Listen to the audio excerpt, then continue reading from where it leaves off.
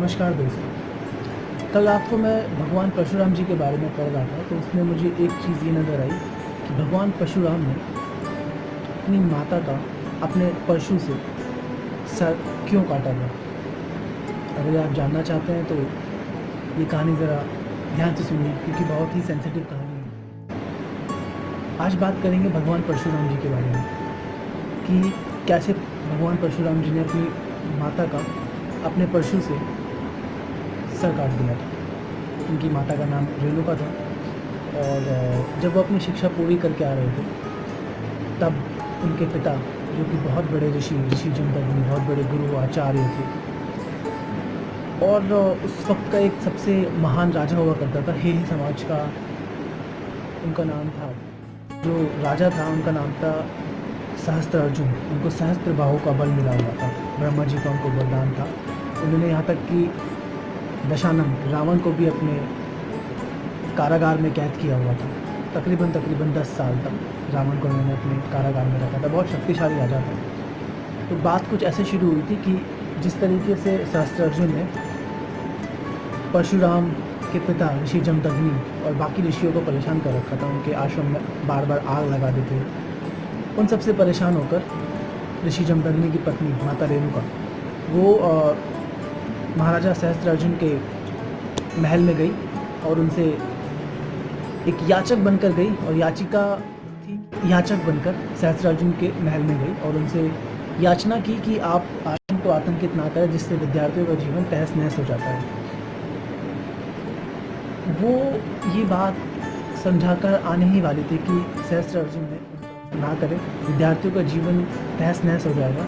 लेकिन सहस्त्रार्जुन ने इन बातों को ना सुन करके माता रेणुका पर बुरी नज़र डाली। माता रेणुका वहाँ से जैसे तैसे भाग कर आ गई, लेकिन जब माता रेणुका ऋषि जमदग्नि के सामने आई तो ऋषि जमदग्नि उनसे रुष्ट हो गए थे। रुष्ट होने के बाद उन्होंने अपने 4 पुत्रों को, ऋषि जमदग्नि के 4 पुत्र थे, ऋषि जमदग्नि ने अपने चारों पुत्रों को आदेश दिया कि जाओ अपनी माता का सर धड़ से अलग कर दो। लेकिन चारों पुत्रों ने अपने पिता ऋषि जमदग्नि की आज्ञा का पालन नहीं किया। इसके बाद क्या हुआ?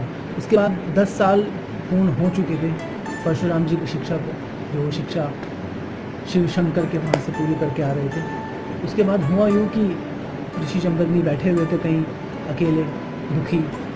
परशुराम जी आते हैं और उनसे मिलते हैं। ऋषि जमदग्नि से अपने पिता को देख करके बोलते हैं कि इतना स्नेह, इतना प्यार के लिए मैं तरसा हूँ आज। इतना प्यार जो मैंने 10 साल तक आपके बिना अपने अंदर रखा है, लेकिन अब मेरा नाम राम नहीं रहा पिताश्री, क्योंकि भोले शंकर ने उनका नाम परशुराम नहीं रहा पिताश्री, क्योंकि भोले शंकर ने, शिव शंकर ने मेरा नाम बदलकर परशुराम रख दिया। क्योंकि ये परशु जो शिव शंकर ने मुझे भेंट दिया है ताकि मैं ये समाज का, सहस्त्रार्जुन का वध कर सकूं, और बाकी क्षत्रिय समाज का जो भी आश्रम को आतंकित करते हैं उन सबका मैं वध कर सकूं।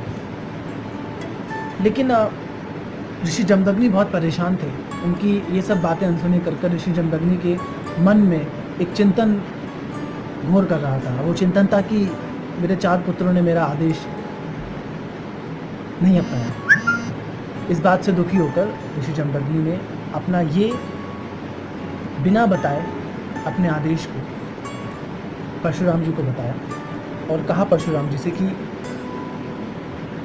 मैं बहुत दुखी हूँ पुत्र, क्योंकि मेरे अन्य 4 पुत्रों, तुम भी मेरे पुत्र हो, अन्य 4 पुत्रों ने मेरा आदेश ठुकरा दिया और मुझे इससे बहुत परेशानी हुई है। भगवान परशुराम सुनकर के ये बहुत ही चिंतित हुए, बोले कि बताओ पिताश्री, ऐसा कौन सा काम है जो मेरे अन्य भाई नहीं कर सके, उनकी बजाय मैं आपसे माफ़ी मांगता हूँ। फिर ऋषि जमदग्नि ने परशुराम जी को कहा कि मैं तुमसे एक, ऋषि जमदग्नि ने भगवान परशुराम जी को अपना आदेश बिना बताए एक वचन दिया। वो वचन था कि मैं जो भी तुमसे कहूँगा वो तुम करोगे। और भगवान परशुराम ने पिता के प्यार स्नेह में आकर के अपना वचन बिना आदेश जाने वचन दे दिया। जैसे ही ऋषि जमदग्नि अपने पुत्र को लेकर के कुटिया में गए, तो माता रेणुका अपने पुत्र को देख करके, जो कि भगवान परशुराम 10 साल शिक्षा प्राप्त करने के बाद घर वापस आए थे तो माता रेणुका प्रसन्न हो उठी, उसे गले लगा लिया परशुराम जी को। लेकिन कोने में खड़े ऋषि जमदग्नि अपने मन में ये चिंतन कर रहे थे कि कब ये समय टूटेगा और मैं अपना आदेश दूंगा। जैसे ऋषि जमदग्नि भगवान परशुराम के सामने आते और बोलते हैं कि मेरा आदेश है कि तुम अपनी माता का सर काट दो।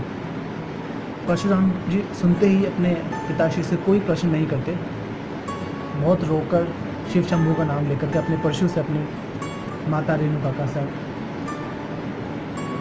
काट देते हैं।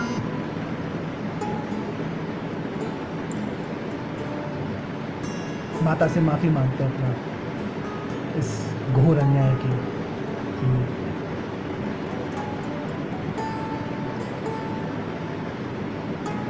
चलिए दोस्तों, आगे की स्टोरी जानने के लिए बात करेंगे कि कैसे माता रेणुका फिर जिंदा हो गई, किस तरीके से।